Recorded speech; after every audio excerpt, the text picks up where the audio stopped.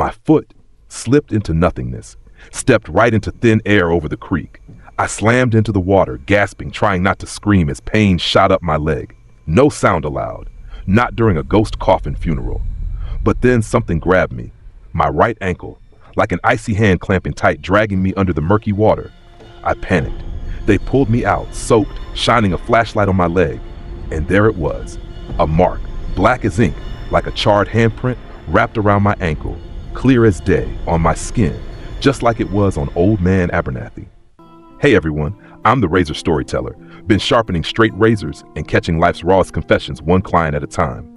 Today, with his blessing and to protect his privacy, I'm sharing Jesse's chilling tale. Tonight's tale is a deep dive into the shadows of a small mountain village, a place where ancient traditions and tragic events intertwine in terrifying ways. This story comes from Jesse, who grew up there and witnessed a series of events that haunted him long after they ended.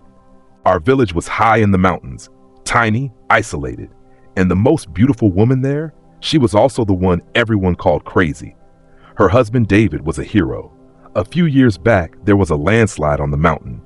David was the first to see it coming, yelling, getting folks to run to safety. But his wife, Maria, she went back to help this old man who couldn't move fast. And she got caught. Swallowed by the landslide. David, he died. She never forgot that day, especially when it rained. Every day after, rain or shine, she was out there, holding this tattered umbrella, waiting right where David died, waiting to bring him home, day after day, year after year. At first, the village felt sorry for her. They brought her food, a bowl of soup, some rice. She'd take it, giggle, and say thanks. But she only ate half. The other half, she'd carefully hide it away. If you asked why, she'd say she was saving it for David. Didn't want her husband to go hungry. Our village was pretty old school. Rumors about her started spreading, about the food, the giggling, letting folks hug her. The women in the village turned on her, stopped helping, whispered she was shameless. Don't feed her yourself. And worse, they kept their husbands away, scared they'd be tempted. Maria started going hungry more often, and the older, lonely guys, they got bolder. Can I hug you turned into you? Can I kiss you? Can I touch you? Every time they tried something, Maria, with her empty, crazy smile, would gently push them away. No, she'd say. I'm married. Because she wouldn't let them do what they wanted. And since her husband was gone, those guys stopped caring. They quit helping her too. Even though she was clearly out of her mind, Maria became an outcast. The whole village saw her as a disgrace. Well, they called her all kinds of awful names. A loose woman, a whore. But I always felt the village was wrong. What did she do? She just wanted to eat. She just wanted to wait for her husband. Every time I heard village women gossip about her, spitting her name, I thought, does anyone even remember David? Remember he was a hero? All I saw was her heartbreak. My parents gave me lunch money every day, but I ate cheap. So I started using the extra cash. Bought her some steamed buns, some rice noodles, anything to eat. I just handed it to her. Didn't ask for anything back. After a while, Maria started recognizing me. Maybe because I was the only one who didn't want something. She seemed to like me. Sometimes when it rained, she'd walk from the village to the high school in town just to meet me after class. She knew we got out early. She was scared I'd get wet. With her umbrella, that broken one, she'd stand there drenched, holding out that torn umbrella, trying to keep me dry. But then the rumors started about me. People said I was messing around with a crazy woman. The kids at school, they were brutal. Whenever Maria showed up, they'd point and laugh. Hey, Jesse, your crazy wife's here to pick you up. Maria, in her broken mind, would just smile, a sad, pitiful smile, and say, my husband's here to get me. It messed me up. Bad. I told her to stop coming to school, but she didn't listen. For 3 years of high school, that was my life. Mocked, humiliated because of her. And every time she came, she tried to give me half her food. Food she saved for David. But in her mind, it became food she saved for me. Here, honey, she'd say, trying to hand me half a bun. Some of my friends knew about her saving food for David. They saw this and just laughed. Look, Jesse's getting fed by his crazy wife. He's the new husband. Maria would even grab my hand sometimes in front of everyone, saying, my little husband's so good to me. I hated it, hated the embarrassment, but she meant well in her own way. Then came the day of the big storm. A massive storm. School let out early. Everyone was rushing out, dodging howling wind and pouring rain, and she was there. Maria, waiting. Her umbrella was completely shredded by the wind. She was soaked, shivering, but still holding out that wrecked umbrella, trying to keep me dry. All the kids were there, laughing. Look, the crazy wife's here for her little husband. She just smiled, that sad, empty smile, happy to see me. Little husband, she called out loud. I don't know what snapped. Maybe it was years of humiliation. Maybe it was the girl I liked, Sarah, standing right there, seeing it all. I just lost it. I shoved her, hard, sent her sprawling into the rain.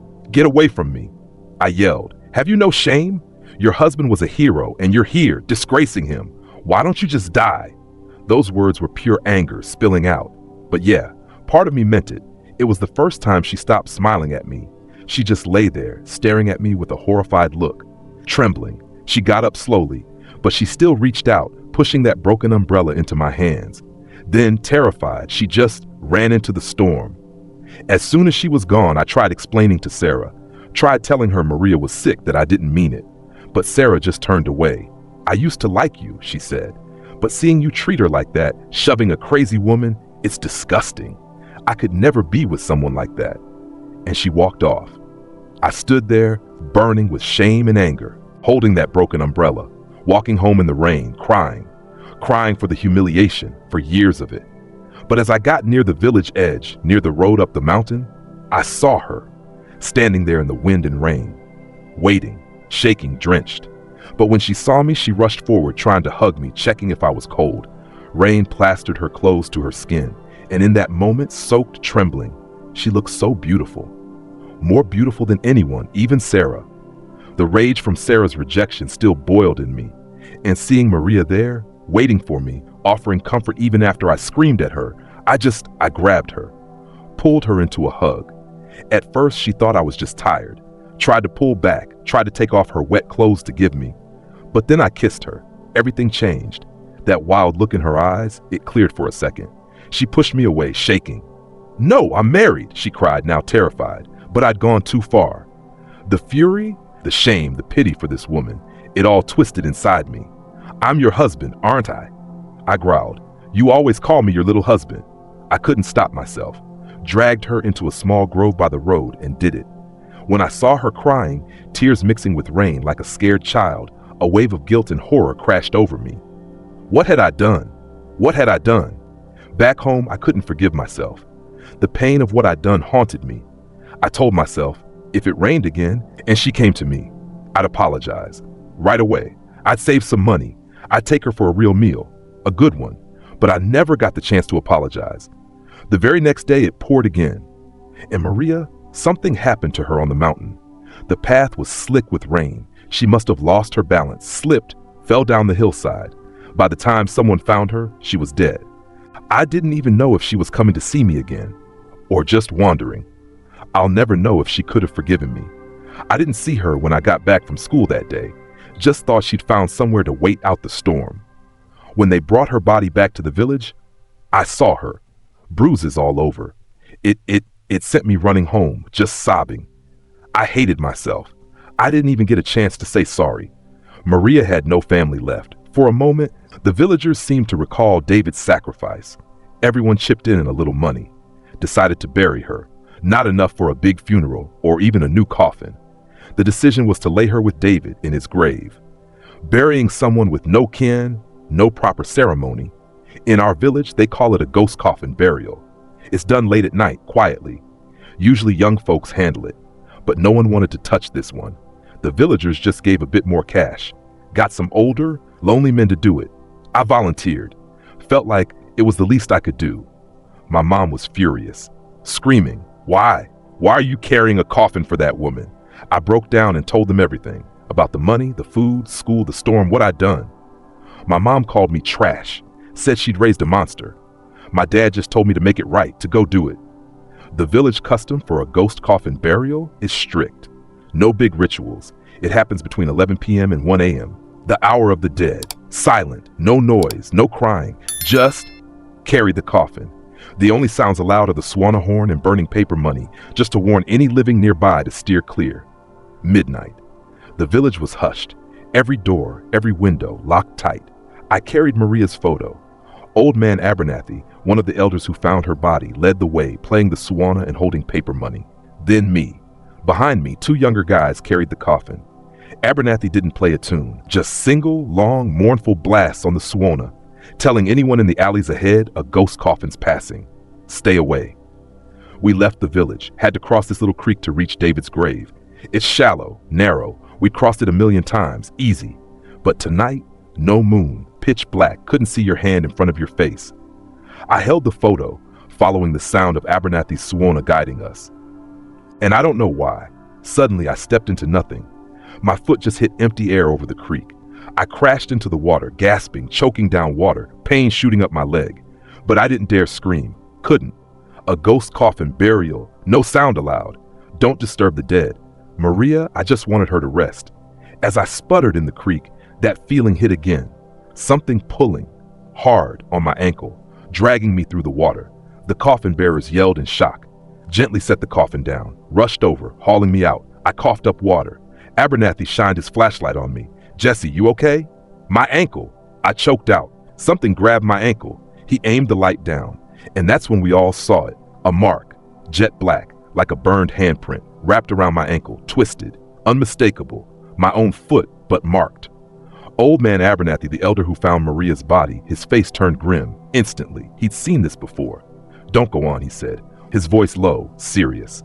"The deceased, she's not happy with you. Something bad'll happen if you keep going." My mind just broke. Not from fear, from disbelief. After everything, she wouldn't even let me carry her coffin, wouldn't let me try to make it right. Did she hate me that much? She couldn't forgive me. They took the coffin. Abernathy and the others finished the burial. I was sent home, a grown man walking home in the dark, crying from a crushing, deep guilt. My parents freaked when I got back so early, asked what happened. I told them about the creek, the pull, the mark. They were horrified, looked at my ankle, but they didn't get it, just saw the bruise. My dad, worried sick, took the rickshaw and drove all night to the next town. Found a ritual expert, Dr. Alistair. Dr. Alistair came back with my dad the next morning, asked about the burial. My parents told him. He wanted to see my ankle, saw the mark. His face grew stern. "That's a spirit's mark," he said. "You're being haunted." My parents were terrified, begged him to help, but he refused. "I only handle normal burials," he said, "not this." He said it was just the start, that 7 days after her death, Maria's spirit would return. And since she hated me, she'd come for me, to drag me to hell with her. Alistair was genuinely scared. My dad begged, offered anything, but he wouldn't budge. Finally, he just left, drove off in the night, but not before saying, if I didn't want to die, I had to run. As far as I could. "You can run a day," he warned. "You can run 15, it'll find you eventually. And it'd bring trouble to my family too." My mom lost it. When Alistair left, it was dawn. She raced to Maria's grave, screaming, crying. "My son was good to you. He only messed up once. Don't do this. Don't take him." But yelling didn't help. My parents bought everything they could think of. Statues of bodhisattvas, Buddhas, gods. Filled the house. Got me necklaces, bracelets with tiny deity charms. We wouldn't run. Alistair said it'd find me anyway and hurt my family. We couldn't risk that. The next few days were a blur of fear and guilt. All I could think about was shoving Maria in the rain, yelling at her fear, her sadness. I'll never forget that look on her face. 7 days after someone dies, their spirit said to return home. Since Maria had no home, and since she'd eaten from so many households over the years, folks thought she might show up at anyone's. So that night, every house in the village put out a bowl of plain white rice by their door, a symbolic offering. Eat this and move on. Don't come inside. That night, the dogs. In our small village, dogs don't bark much at night. No strangers come near. They know everyone. But tonight, the dogs went wild, barking, howling. Some even bolted into their owners' houses, whimpering, like they were begging for mercy. I was upstairs, looking out the window. Saw dogs running circles in the alleys like something was chasing them, yelping like they were in pain. Sometimes they'd stop, look back like something was staring at them. Then they'd run again. No one in the village dared open a door or window, but I did, despite my parents pleading, "Don't open anything. Stay inside." I climbed out the second-story window. Middle of the night, crept through the dark, heading for Maria's grave. I brought some food I used to share with her, steamed buns, rice noodles, carefully placed them by her headstone. Looking at the grave, I couldn't hold it in. I started crying, whispering apologies. I killed you, Maria. It's my fault. If you want to take me, I deserve it. I won't fight.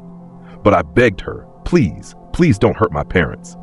I told her about the rice bowls, how folks were trying to offer her something, hoping she'd eat mouth, hoping it was better than nothing. I sat there, talking to her grave, telling her about the past, our time together. The more I talked, the more I felt like garbage. She was so good to me, even though she was lost. She came to me in the rain, worried I was cold, rubbed my stomach to warm me up. Even when she was hungry, she saved half her food for me. I was a beast.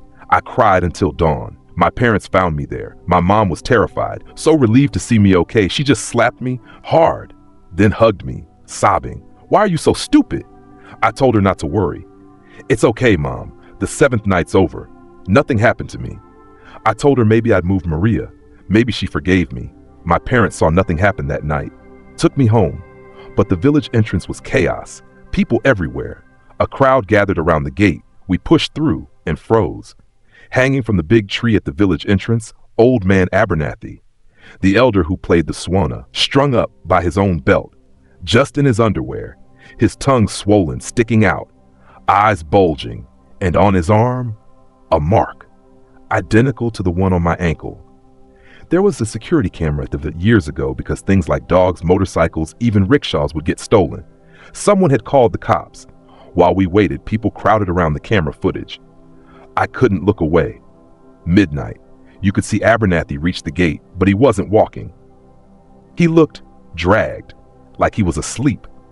He kept struggling, trying to crawl away, but these invisible hands kept pulling him back to the tree. His belt floated in the air beside him, like something unseen was holding it, guiding him to the tree. Abernathy was screaming, I reckon, but the sound was drowned by the dogs going berserk. He fought, but then went limp. His body stiffened, hanging there. Everyone was horrified. They said it was a ghost. So did I. Abernathy was dead, and he had the same mark as me. The police came, took the camera footage, told the villagers not to talk about it. They chewed out the elders too. Said finding a body means calling the cops right away, not deciding to bury it yourself. They even dug up Maria's grave, took her body for an autopsy. We went home numb. My mom kept crying. I knew she was scared for me. I wanted to comfort her, but I couldn't speak. My dad told me to rest, said he'd find a way to save me. I went to my room. Didn't feel tired, though I hadn't slept. Just thought about Maria. Why would her ghost kill Abernathy? The next day we had a visitor, Dr. Alistair. He'd said he wouldn't get involved, but he showed up. I don't know how much my parents paid him. They even killed our last chicken, cooked it for him. Dr. Alistair told me to sit, looked at the ghost mark on my ankle again, said he was puzzled too. Ghosts coming back for revenge usually do it on the 7th day. That day had passed, and I was fine. In theory, he said, I should have died with Abernathy. He said since I survived that night, maybe it wasn't hopeless. He'd try to help. I asked what we do now. He said not to rush. Get a good sleep. Don't be too scared. If the ghost was strong enough to kill me, it probably would have already.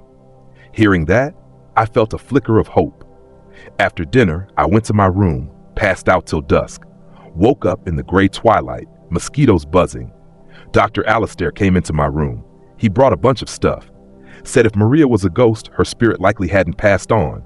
And if I was in danger, it'd be tonight.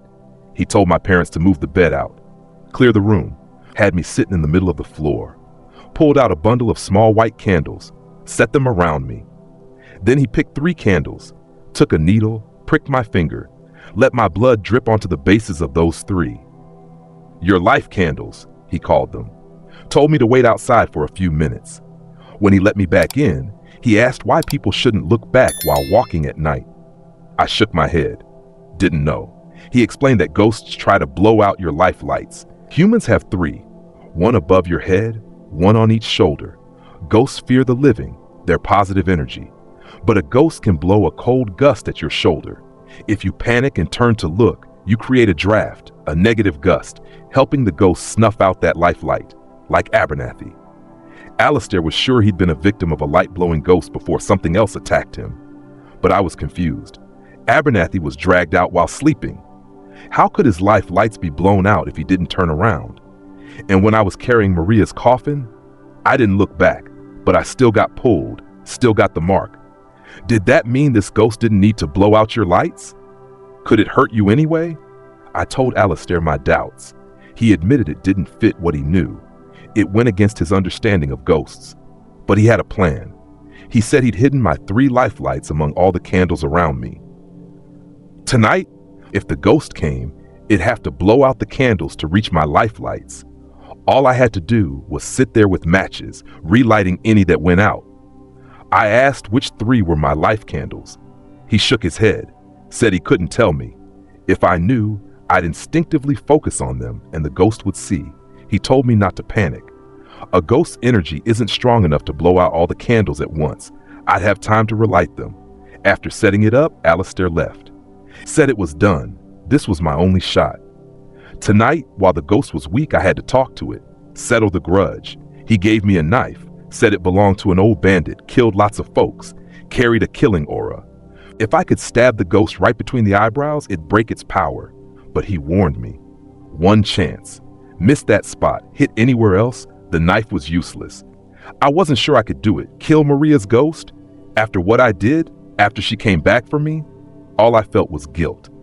Alistair left me alone in the house. My parents followed his advice, packed some things and left town. Scared the ghost couldn't hurt me but would hurt them, 'cause more trouble. Before my mom left, she cried, told me to stay safe. I sat alone in the room, staring at the burning candles. Outside, it got darker. Then I heard it. The dogs, barking again, worse than last night. Wind howled outside. The red lanterns folks hung at the village gate for luck were tossing wildly, flickering hard. Then one went out. Darkness. The dog downstairs whimpered suddenly. Then a crash. Sounded like the ground floor door swinging open. I jolted, heart pounding. Rushed back to the candle circle, sat down. I didn't know how the door opened. My parents locked it. Probably not the wind. Silence in the house. Just my breathing. My heartbeat. Thump, thump. Then slowly, footsteps on the stairs, coming up. The candles around me flickered. Flames danced wildly. My heart leapt into my throat. Eyes locked on the bedroom door. A dark head slowly peeked around the frame. It was him, Abernathy. The old man who hanged, his face pale, his eyes just black pupils, no whites, just holes. He eased his head out, staring at me. I saw his face. My heart hammered. It wasn't Maria. It was the old man. He stood at the threshold a moment, watching. Then a strange smile curled on his face. He shuffled forward, toward me. Crawling on hands and knees, movements twisted, unnatural. Stopped just outside the candles. I stared at him, Abernathy's ghost. Why was he here? Why not Maria? His face, it swelled, like a toad. Cheeks, neck bulging, taut, like it might burst. He took a deep breath and blew out half the candles around me with a freezing gust. I tried to stay calm, kept my hands steady, lit a match, started relighting the blown out candles. He crawled closer, reaching for me. My heart raced, but I kept lighting. Stay calm, I told myself, just relight the life candles. He reached for me again, but his hand seemed to hit something. He jerked back, like he'd been stabbed. Thank God. Alistair said it takes blowing out at least 2 lights to hurt me. He hadn't gotten 2 yet. Or maybe he had, and I'd relit one? I didn't know which were the life candles. Abernathy's ghost suddenly laughed, a horrible shrill sound. It didn't come from his mouth. It seemed to vibrate from inside his chest.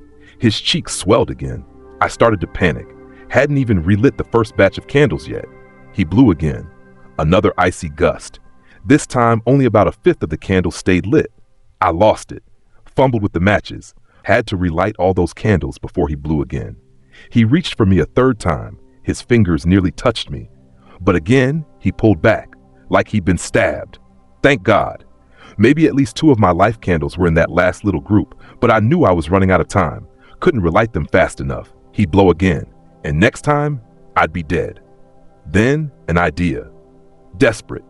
I only relit a few candles, strategically placing some in front of me, some behind, using my body to block some of the cold gusts. And this move, it seemed to rattle Abernathy's ghost. His eyes, those black voids, narrowed, staring hard at me. But I wouldn't show fear. Dr. Alistair said the more scared you are, the stronger the ghost gets. Beyond fear, I felt anger. Why was this ghost here? Why wasn't Maria here? He was the one who found her body and buried her so fast. Why come after me? When I finished arranging the candles, relighting a few more, he puffed up his cheeks again. I didn't care anymore. My fear turned to rage. I just screamed in his face, "Leave me alone. She didn't come for me. Why are you trying to kill me? If I die, I'll come back as a ghost and wipe out your whole family." And shockingly, it worked. My outburst. Abernathy's ghost flinched, like he was scared. Now he was angry too. When folks get that mad, their minds go blank. I remembered Dr. Alistair saying, "Don't be afraid, just fight back." I grabbed the bandit's knife, screamed again, lunged at him. He panicked, stumbled back, crawling toward the stairs. I chased him, knife raised. He was clearly terrified. But that weird smile stayed on his face. I knew what I had to do. If he tried to blow out my lights again, I'd stab him right between the eyebrows. Anyone who wants to kill me, I'd make sure they died first. I went back, sat down, relit the remaining candles. Every time Abernathy's ghost tried to creep closer, I'd leap up with the knife, yelling, scaring him back. He didn't get near. Finally, he seemed to give up, retreated completely. I breathed a sigh of relief, made sure every candle was burning, checked the clock, 11:30 p.m. Dr. Alistair said I just had to survive the dead hour till 1 a.m. An hour and a half to go. I thought Abernathy was gone for good, but not long after, footsteps on the stairs again. Thump. Thump. I swallowed hard, gripped the knife, ready to fight.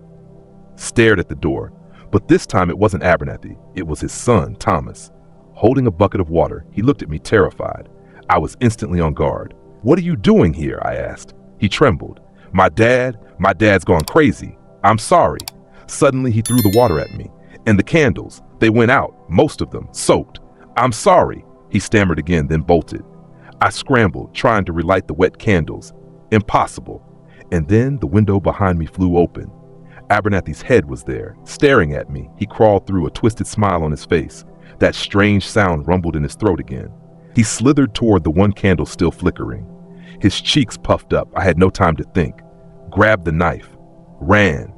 Bolted down the stairs toward the front door. The wet candles, I couldn't save them.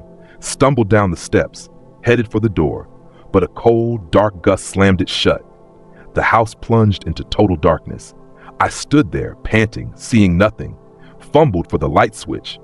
The light came on, but dim, flickering, like it could die any second. I held the knife, looking around wildly. Then lightning struck. A flash lit up the room. I saw him, Abernathy, coming down the stairs, crawling toward me. Then thunder, loud, right behind him. It nearly made me drop the knife. I didn't dare look straight at Abernathy, scared I'd miss with the knife. I hated his son. The old man crawled closer, grabbed my throat.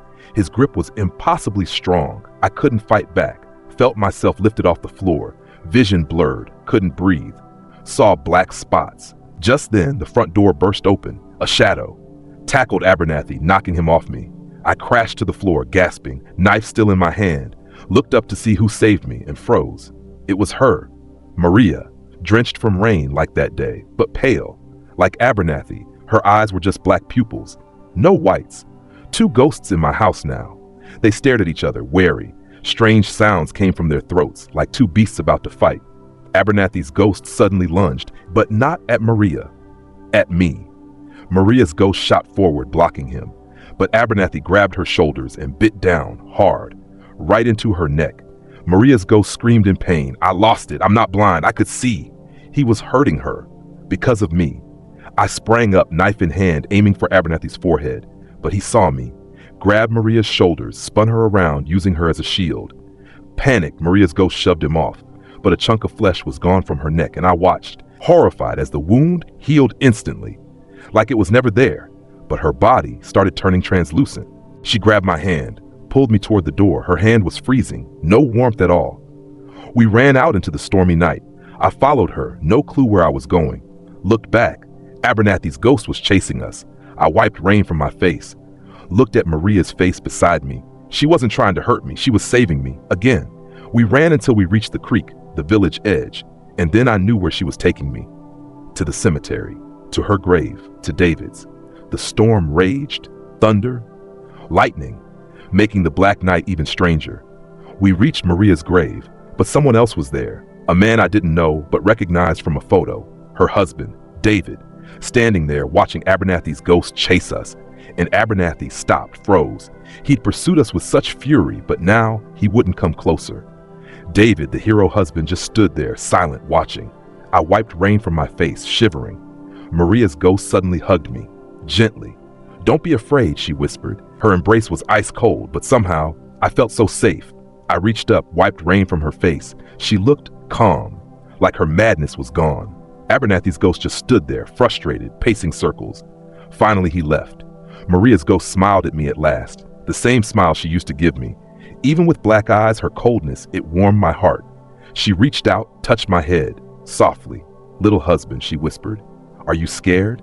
In that moment, I couldn't hold back. I wrapped my arms around her, sobbing. "I'm sorry, Maria. I'm so sorry." Rain mixed with my tears. She looked sad too, but still smiled. She stuck out her tongue like she used to when joking. Told me not to cry in front of her. Ghosts can't move on if they're bound by the living sorrow. I had to wipe my eyes. Tried not to cry. David's ghost just watched us. Then he turned back to his grave toward Maria's. He comforted me, told me not to fear. Said it'd be okay in a few days. He said he could move on, but he stayed. Just for her little husband, to keep me safe a bit longer. And like David's ghost said, Abernathy's ghost didn't come for me again that night. We just sat there, talking. I talked to a ghost, but I wasn't scared anymore. Talked until dawn. It was time. She touched my head again, told me to come back tomorrow. Then she returned to her grave. I didn't dare leave the cemetery. Stayed right by her grave. It was a graveyard, but it felt like the safest place in the world. I waited till morning. Dr. Alistair and my parents came back. I told them everything. They were stunned. Alistair looked thoughtful, said it all made sense now. The ghost that grabbed me at the creek, it was Maria. But she didn't want to hurt me. She was angry, sure, but she didn't want revenge on me. She wanted it on the village, on those who mistreated her and buried her like that. She grabbed me at the creek to stop me from joining the funeral procession, to keep me safe. Why could Abernathy's ghost kill without blowing out their life lights? Because he wasn't a good man. He was full of wrongs, sins. The living need positive energy to ward off ghosts. But someone like Abernathy, he had none. A ghost didn't need to blow out his lights. He was already steeped in darkness. And why did Abernathy's ghost come for me? Because he wasn't ready to move on. He needed a replacement. And I was perfect. Same village, same blood. And I'd been marked by a ghost, making me vulnerable. But Abernathy's ghost never expected Maria and David to stay. They could have moved on together. But they lingered, just to protect me. Alistair told me Abernathy's son Thomas would pay for what his father did. Said ghosts forced to stay lose their minds. Eventually, they turn on their own kin. Thomas was the closest. Sure enough, soon after, Thomas was found, hanged at the village gate, dead like his father, with the same mark on him. He was the replacement. He had to bear his father's sins while his father moved on. Thomas's ghost couldn't harm anyone else. He was doomed to take his father's place, suffering forever. I went back to the grave. Maria's ghost saw me. This time, she didn't rush to hug me. Just sat with David's ghost, smiling, waving at me. I felt like I was interrupting. They just sat there waving. Their bodies started turning translucent. They sat closer, embracing, whispering to each other. I couldn't hear what they said, but I could guess. 3 years of waiting, 3 years of searching. He was gone, but she never forgot. They had so much to say. I didn't want to disturb them. Their bodies kept fading, almost invisible. Finally, they just vanished, like stars dissolving into the sky, embracing, bringing light to the darkness. Maria's ghost smiled at me one last time, waved, beckoned me closer. I walked to their grave. When I got there, they were gone, like they'd stepped into the future. I wondered why Maria waved me over at the end. I looked down and saw it, lying on the ground by the headstone, her broken umbrella. A light rain fell. I picked up the umbrella, opened it. It barely kept the rain off, but holding it, it felt like her embrace, safe. I thought about her 3 years, holding that umbrella, waiting to meet David, and then bringing it to meet me. I looked down at the headstone, a bitter smile breaking through. All this time she called me her little husband. In the end, I was still just someone else's husband. I held the umbrella, turned away from the grave. No one needed me to feed them anymore. But maybe that's for the best. That's one of the most heartbreaking and terrifying stories I've ever heard. A tale of guilt, vengeance, and a love that transcends even death. If this story sent chills down your spine and tugged at your heart, hit that like button. Share it if you know someone who'd appreciate a truly unique horror tale. And if you want more real stories of the strange and terrifying, make sure you're subscribed to the Razor Storyteller and hit the bell so you don't miss our next upload. Got a haunting story of your own? Drop it in the comments below. Thanks for listening, and remember, some connections, even with the dead, can be the strongest of all.